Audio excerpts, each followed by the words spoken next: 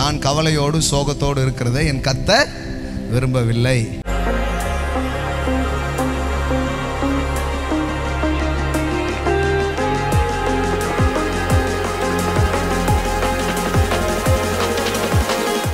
இயேசு சிலுவை சுமந்துட்டு போறாரு.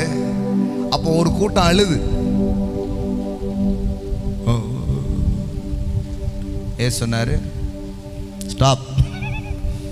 எருசலேம் குமார்த்திகளே, என்ன பண்றீங்க? எனக்காக அழ வேண்டாம். எல்லாம் பாருங்க, இயேசு என்ன சொன்னாரு? எனக்காக என்ன பண்ணாதீங்க. ஆனா சபை என்ன சொல்லுது தெரியுமா? ஒரு சொட்டு கண்ணீராவது இன்றைக்கு நீங்க வடிக்க கூடாதா? நான்லாம் சின்ன வயசுல இப்படி புளிஞ்சு புளிஞ்சு பார்ப்போம். அடிக்கிற வேக்கைக்கு வேர்வை தான் வரும் கண்ணெல்லாம், ஆனா ஒரு சொட்டு வராது. நாங்களாம் பெரிய பாவியிலும் பாவியா போவோம் இடத்த சபையை விட்டு. ஏன்னா என்ன சொல்லிடுவாங்கன்னா, ஒரு சொட்டு கண்ணீர் கூட உனக்கு வரலன்னா கல்லஞ்சு காரா அழுதாதான் அப்படின்ட்டாங்க. ஆனா இயேசு சொல்றாரு, எனக்காக. இயேசு அவர்கள் முகமாய் திரும்பி, எருசலேமின் குமார்த்திகளே, நீங்கள் எனக்காக அழாமல். எல்லாம் சொல்லுங்க, எனக்காக அழாமல். இப்போ உனக்கு அழுறதுக்கு நிறைய வேலை மேட்டர் இருக்குது, ஆனால் எனக்காக என்ன பண்ணாத, அழாத. எல்லாம் சொல்லுங்க, இயேசுக்காக அழ வேண்டாம்.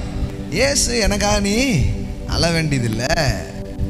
சிலர் என்ன நினைக்கிறாங்கன்னா, அழுதா இயேசுக்கு ரொம்ப பிடிச்சிரும்னு நினைக்கிறாங்க.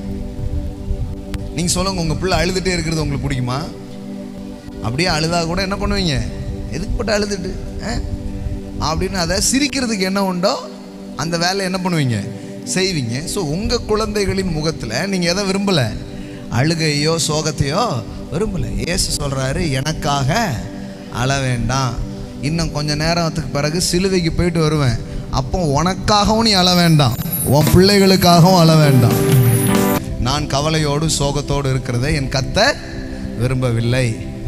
இது துக்கங்கள் துடைக்கப்பட்ட நாள், கண்ணீருக்கு முடிவு உண்டான நாள். நான் அழுவது அவருக்கு பிரியமானது அல்ல. நான் அழ தேவையில்லை. ஏன்னா இப்போ இயேசு சிலுவையில் இல்லை, இப்பொழுது ஒரு உயிர்த்தெழுந்த ராஜனாய் சிங்காசனத்தில் வீற்றிருக்கிறார். ஆமென்.